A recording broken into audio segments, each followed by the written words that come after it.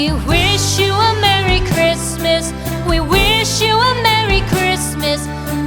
Bonjour, vous ouvrez la case 16 de votre calendrier de l'Avent couture des youtubeuses 2025. Je suis ravie de vous retrouver.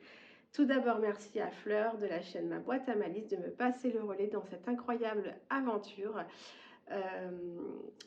Et pour celles qui ne me connaissent pas, je m'appelle Alexandra. Vous pouvez me retrouver sur Instagram et sur YouTube sous le nom de Mon Oeil et Couture, où je partage ma passion qui est la couture et un petit peu de tricot. Comme je vous le disais, je suis ravie de vous retrouver pour cette aventure incroyable.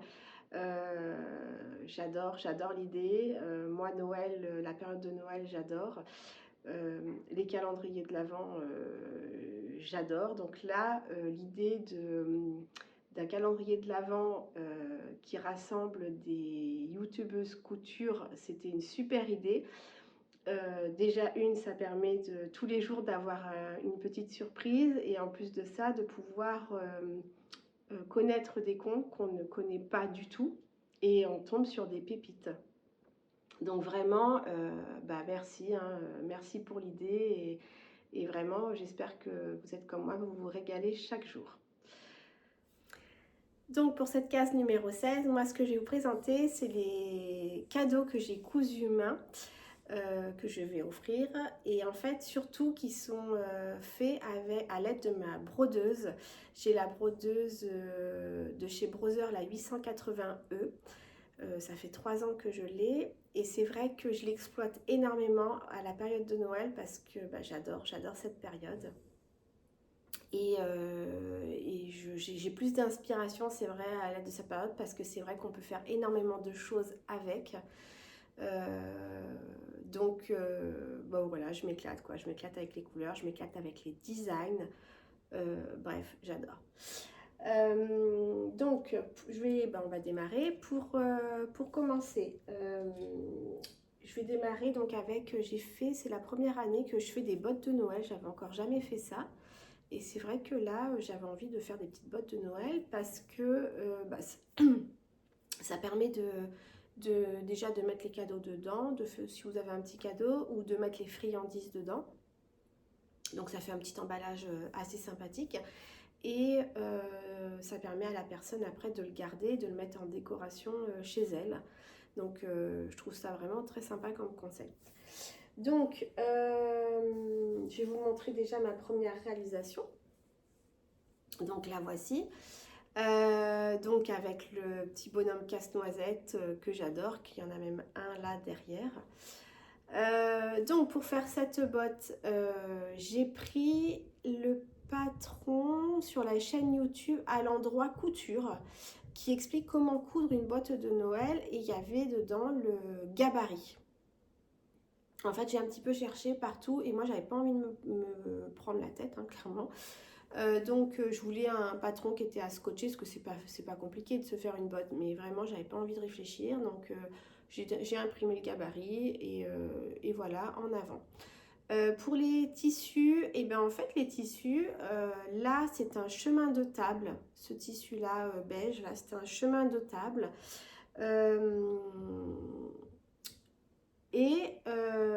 Donc là l'arrière c'est un vieux pyjama.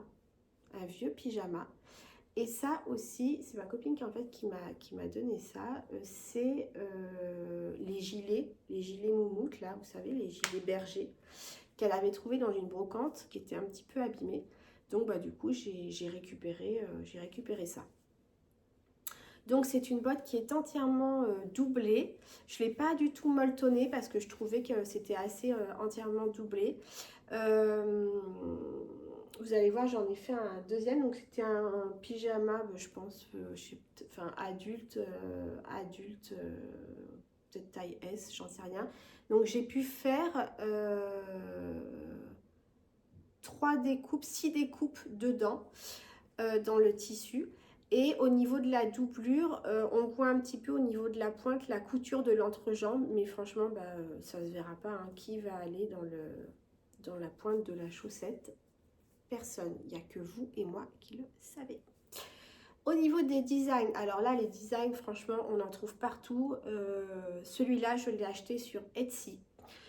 Franchement, sur Etsy, vous avez des designs pas chers.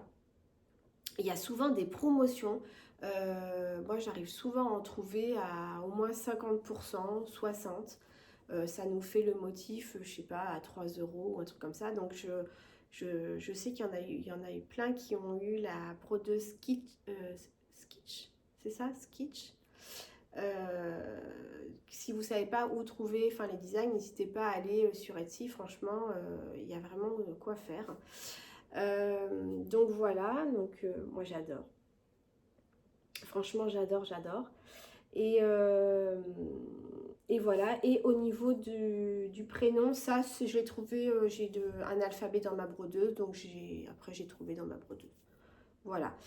Après, le plus long, c'est de faire la broderie, hein, parce qu'il y a beaucoup de points, donc c'est assez long, beaucoup de changements de fil. Mais après, l'assemblage est vraiment très très facile. Donc on a celui-là. On a celui-là où j'adore. Mon petit Père Noël, qui est moitié gnome, moitié Père Noël. Oh, j'adore. Alors celui-là était quand même assez long. Alors oui, ce qu'il faut savoir, c'est que quand vous faites des broderies de Noël, alors là, principalement, ce qui vous mange comme couleur de fil, c'est le rouge, le blanc et le noir. Ça, c'est à gogo. D'ailleurs, je pense qu'il faudra que j'en rachète à l'unité du rouge et du blanc, parce que c'est vraiment ça qui ressort le plus. Donc voilà, donc celui-là, j'ai adoré. J'ai fait les petits flocons tout autour en bleu. Et là, au niveau... D'ailleurs, j'ai pas coupé tous mes fils encore. Là, au niveau des cadeaux, donc c'est cool parce que vous pouvez vraiment choisir... en fait, on peut vraiment s'éclater avec toutes les couleurs. Moi, j'adore. Et au niveau du cadeau, je sais pas si vous allez le voir, il est argenté pailleté. Ça, c'est des fils que que j'ai eu. Alors, attendez, je vais vous les chercher. Voilà, j'ai récupéré. En fait, quand j'ai acheté ma brodeuse, en fait, quand je suis rentrée de métropole, j'ai acheté toutes mes machines. Brodeuse, surjeteuse, machine à coudre, chez Coudre et Broder. Et du coup, c'était quand même une commande assez conséquente. Donc, j'ai eu droit à des petits cadeaux que j'ai choisis. Et donc, parmi ces cadeaux, il y avait les fils de chez Madera. C'est ceux-là, c'est les métalliques. Donc, qui sont un petit peu métallisés. Et qui permettent d'avoir des jolis rendus comme ça. Je sais pas vraiment si on a réussi à voir ou pas. Qui brillent. Juste pour ces fils, donc ils sont hyper fins. Ce qu'il faut, il faut réduire la vitesse de votre brodeuse pour utiliser ces fils. Et moi, il a tendance à moins facilement se dérouler. Donc vraiment, je reste à côté de la brodeuse et j'aide en fait à dérouler au niveau de la bobine. Sinon, le fil craque et il faut toujours refaire l'enfilage supérieur. Donc pour ce type de broderie, moi, je vous conseille d'être toujours proche de la brodeuse pour ça. Voilà, donc je vous dis, franchement j'adore, j'adore vraiment ce petit design là. Donc voilà, mes deux petites bottes de Noël. Ensuite, j'ai continué à faire des petits pochons. Qui servent toujours pareil pour faire des petits emballages cadeaux et puis après pour que ça puisse continuer à servir. Donc j'ai fait des petits pochons avec ce petit design là. Donc pareil, tout ça je l'ai eu sur Etsy. Ça je l'avais acheté l'an dernier. Ça clairement c'est un pochon que j'ai acheté tout fait parce que dans le cadre de j'ai une petite micro-entreprise, donc Monoeil et Couture. Et ça me permet de coudre directement ces pochons. Par contre, ils sont assez petits. Donc, ce que je fais, moi, je découds en fait un côté pour pouvoir en fait l'aplatir au niveau de la brodeuse. Je fais mon design et puis après, je viens recoudre. Voilà, ça me permet de gagner un petit peu de temps quand même. Donc j'adore cette petite voiture typique qu'on voit dans les téléfilms de Noël avec le sapin, les cadeaux et tout. J'ai celui-là. Alors ça, c'est un pochon que j'ai fait, vous voyez. C'est ric-rac hein, la dimension. Je ne sais pas si je ne vous l'avais pas présenté l'an dernier, celui-là. Et j'adore le design. Celle-là, je l'ai acheté le design chez Alice Broderie qui fait des superbes broderies. Je sais que Pascal, j'ai vu ta vidéo Pascal, coucou, Nona Créa en a parlé parce qu'elle a montré aussi des broderies et elle prend beaucoup aussi ses designs là-bas. Donc ce qui est bien, c'est qu'on peut vraiment personnaliser pour la personne et voilà, et donc il y a plusieurs, je crois qu'il y a 3 formats. Il me semble qu'il y a 3 formats de broderie. Voilà, et je continue dans les designs. Donc après, ce que je fais aussi, je vous les ai présentés l'an dernier aussi, mais bon, pour toutes celles qui ne me connaissent pas, je vais les remontrer. J'ai fait aussi l'été de coussins déjà pour moi, pour mon canapé, et ça permet aussi pareil de faire des petits cadeaux pour les fanats de Noël pour après faire de la déco chez eux. Donc alors attendez, parce que la chienne s'est posée gentiment dessus, elle va pas aimer que je lui enlève ses coussins. Donc ça, vous voyez, en plus gros, en taille, voilà. Donc ici, la petite voiture du Père Noël. Ici, donc ça c'est Etsy hein, aussi, tout ça. Les petits gnomes de Noël, j'adore aussi. J'adore. Ici, j'aime beaucoup aussi ça. Et le dernier, qui est vraiment d'une beauté, qui est plus long quand même. Hein. Le design est quand même vachement plus long, mais franchement, mais quelle beauté. Ça, c'est je sais plus combien d'heures de broderie, de changement de fil. Ça se fait, voilà, c'est un petit peu plus long, mais bon, franchement, ça vaut le coup. Ça vaut le coup. Par contre, c'est vrai que j'aurais aimé, mais je pense que c'est pas possible avec ma brodeuse qui font un logiciel particulier. Par exemple, vous voyez, pour ce style de broderie là, j'aurais aimé isoler par exemple que cette danseuse. Parce qu'en fait, dans certains fichiers, vous n'allez pas faire que un personnage d'un coup. En fait, il va vous faire un petit peu de rouge là, un petit peu de rouge là. Vous n'allez pas forcément tout le temps changer 36 000 fois de couleur. Donc, vous ne pouvez pas séparer. Alors, il y a des fichiers où vous arrivez, si je pense que vous faites des rajouts. Je sais pas, j'en sais rien. Bref, s'il y en a qui font de la broderie, d'ailleurs, ça m'intéresse, de la broderie machine. Vous savez, pour ce type de... Dans les fichiers, si vous savez comment on peut couper les autres et en prendre qu'un, ça m'intéresse. Et si vous voulez m'expliquer, moi j'aimerais bien. Donc voilà. Ensuite, ce que j'ai fait... Ah, ça c'est le chien. Happy, non. Non, on ne fait pas. Ce que j'ai fait aussi l'an dernier comme déco de Noël, ça je l'avais vu avec Jen de By Jen Création, qui avait fait une petite vidéo YouTube sur ça, et elle montre aussi avec sa brodeuse et tout les petits pulls comme ça de Noël. Alors ça c'est de la broderie, oula, c'est de la broderie, pour celles qui ne connaissent pas, qu'on appelle ça de la broderie ITH, c'est-à-dire que c'est tout dans le cadre. Je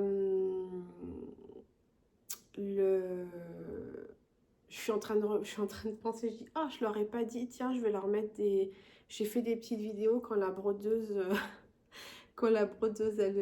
j'ai filmé un petit peu quand ça fait des points et tout. Je dis, ah mince, j'ai oublié de le préciser. Je vous le mettrai pendant que je parle. Je vous le mettrai. Donc du coup, la broderie ITH, en fait, c'est tout dans le cercle, comme on dit. Et en fait, c'est un petit peu de la broderie 3D. Ça permet d'amasser un petit peu de mettre les différentes matières ensemble et tout. Et donc, du coup, l'an dernier, Jen avait fait un petit tuto sur sa chaîne pour expliquer comment on faisait ce type de petites broderies. Vraiment, j'ai bien aimé. Alors, j'en avais fait l'an dernier. J'en avais offert à mes collègues de travail qu'ils ont mis sur leur tenue de travail et qu'après, là, je sais qu'ils ont mis dans leur sapin cette année. Et bon, moi, j'en ai aussi pour le sapin. Ce type de broderie, elle a mis son lien sur sa chaîne, enfin sur cette vidéo, et c'est de Urban, Urban, je sais pas quoi, je ne sais plus, c'est un site anglais, je pense, anglais ou américain, je ne sais pas, bon, c'est pas français,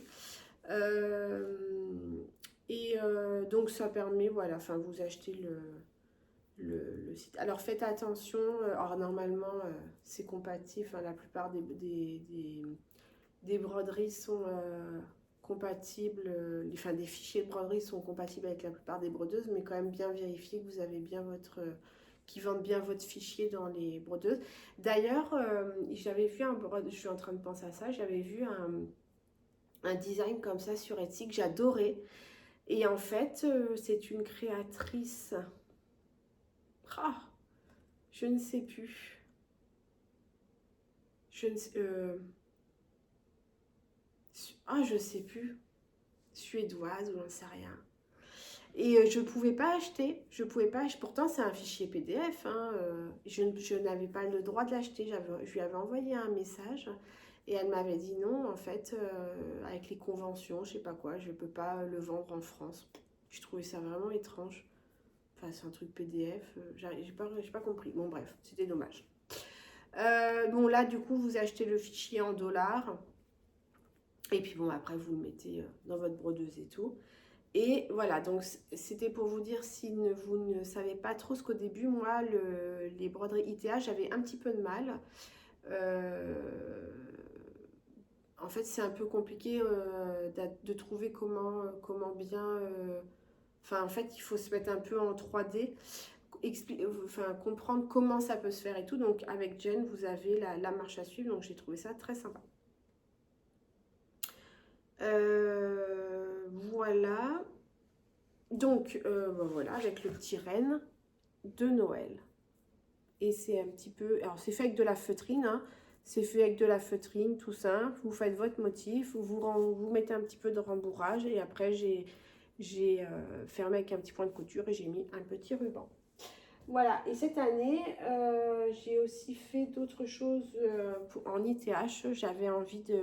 J'ai trouvé pareil sur Etsy, hein, je me promène énormément sur Etsy pour les fichiers. Et il y avait des petits fichiers comme ça, des petites étiquettes à personnaliser.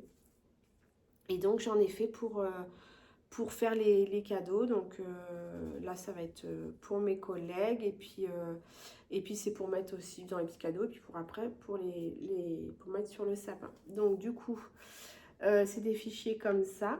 Donc j'ai fait sur du simili. Oui, ce qui est bien, c'est que vous pouvez vraiment le faire avec plein de matières. Et puis des bouts de chute qui restent. D'ailleurs, je vous ai pas dit ce que je portais. Vous voyez, je porte le cache-cœur satine de la box couture de Noël l'an dernier, de chez Majam. Donc c'est dans une viscose, je ne sais pas si on va bien le voir. Une petite viscose qui est pailletée. Il y a un petit peu de pailleté. Et donc j'avais gardé un petit... J'espère que le rayon de soleil ne vous gêne pas. Il est là, mais... J'avais gardé un petit bout de... Je vais peut-être baisser le rayon, le stop. Voilà, j'espère que ça sera mieux au niveau de la luminosité. Donc, je vous disais, j'avais gardé un petit peu de tissu qui me restait au niveau de cette viscose qui était rouge pailleté, là où on voit bien les paillettes. Pour en faire quelque chose, je m'étais dit je trouverais quelque chose. Et en effet, pour ce genre de réalisation. En fait, il vous faut vraiment pas beaucoup de tissu. Donc, je l'ai mis là, vous voyez, au niveau du bonnet et au niveau de l'écharpe. Et ça donne tout de suite un petit côté un petit peu festif. Et vraiment, il vous faut vraiment pas grand-chose. Et même si le tissu est très léger par rapport, par exemple, là, au simili, vous prenez un petit peu de colle en bombe enfin voilà, vous mettez, et après avec le point de bourdon, vraiment ça le plaque bien et ça fait vraiment de super belles finitions. Donc voilà, et vous voyez par exemple le tissu blanc là derrière, c'est le stabilisateur qu'on a derrière qu'on met dans notre cercle, dans notre cadre pour pouvoir poser notre tissu dessus. Quand on a fini notre broderie, on découpe et souvent il nous reste ces bouts de stabilisateur, on ne sait pas forcément quoi en faire. J'essaye moi un petit peu de recycler un max, mais c'est vrai qu'il y a toujours des petits bouts, voilà. Et là du coup quand j'ai vu ça, j'ai dit ah mais ça peut être parfait pour mon petit bonhomme de neige. Et je trouve que ça fait vraiment l'effet très sympa, un peu un effet un peu neigeux quoi. Je sais pas comment dire, mais c'est super sympa. Donc voilà, donc il y a ce design là, il y a ce design aussi pingouin. Voilà, donc pareil, j'ai pris les mêmes tissus et sur du simili blanc. Et là, tout ça, c'est de la broderie dedans. Donc en fait, ce genre de design, c'est un petit peu long, on va dire. Il y a beaucoup de manip. Il faut rester à côté de la brodeuse parce qu'en fait, déjà, c'est des petites pièces. Donc les étapes s'enchaînent très rapidement. Et quand vous posez un tissu, il faut après le découper bien, bien au bord pour pouvoir après qu'il y ait un point de bourdon. Un point, oui, bourdon. Pour une belle finition. Bref, donc il faut enlever le cadre, il faut bien découper, machin, à ras. Des fois, c'est pas forcément évident de découper proprement à ras. Mais bon, voilà, ça vous fait voilà, des beaux trucs très sympas. Et celui-là, qui est trop mimi, le petit renne. Et pour celui-là, j'ai utilisé du liège qui a un petit peu des petits côtés, je sais pas si vous allez le voir, des petits fils argentés dedans. Donc voilà. Et il y avait 4 designs en tout et il y a un Père Noël là que je n'ai pas. Donc il y a aussi le Père Noël dedans. Donc c'était un lot de 4 fichiers sur Etsy. Voilà, donc moi je trouve ça super sympa. Ça permet voilà, de le mettre comme étiquette cadeau pour l'offrir. Et puis après, les personnes, c'est un double cadeau parce que les personnes le gardent et pour après le mettre sur leur déco de sapin ou je sais pas ce qu'ils en font. Enfin, voilà, donc ça va être pour mes collègues. Voilà, donc du coup j'étais super contente de vous présenter un petit peu ce que je fais. J'espère que vous vous régalez aussi dans tout ce mois de décembre. Moi j'adore vraiment, j'adore ça. J'ai un calendrier de couture de l'Avent de chez Majam cette année que j'ouvre franchement avec... je suis vraiment très très contente. L'an dernier, il y a eu beaucoup d'insatisfaites avec ça, qui étaient, enfin voilà, ouais, qui étaient vraiment pas contentes et tout. Et bon, moi je me suis dit c'est leur premier jet. Enfin voilà, tout de suite, déjà il y en a pas beaucoup, je trouve, de calendrier de l'Avent couture. Et voilà, je trouvais ça un peu dommage de leur jeter la pierre d'emblée. Elles ont su rebondir, elles nous ont envoyé un questionnaire de satisfaction et franchement, tout ce qui a été dit, elles l'ont pris en compte parce que cette année, c'est ce qu'on retrouve dans ce calendrier. Et franchement, chaque jour, c'est vraiment une surprise parce que vous avez 3 projets dedans, mais c'est vraiment bien réparti au sein du calendrier et franchement, chaque jour, on ne s'attend pas à ce qu'on va ouvrir. Moi, enfin, c'est mon propre avis, mais franchement, j'adore. Et voilà, et comme je vous disais, le calendrier YouTube, je vous dis, ça permet bah déjà voilà, d'avoir un petit fil rouge tout au long de décembre. Et ça me permet vraiment de découvrir des chaînes que je ne connaissais pas. Et je peux vous dire que j'en ai du contenu à regarder parce que ben, il y en avait que vraiment je connaissais pas. Et c'est vrai que YouTube ne nous met pas forcément en avant ces chaînes. Bah, comme moi, ma chaîne, je pense qu'il y en a plein qui vont peut-être me découvrir, qui ne me connaissent pas. Donc ça permet voilà, de découvrir des pépites, quoi. C'est top. Donc voilà, quand Aurélie a envoyé son message pour me demander, je lui ai tout de suite répondu, mais oui, mais c'est une super bonne idée. Et bien sûr que j'y participe et que je suis super contente, déjà honorée que tu aies pensé à moi.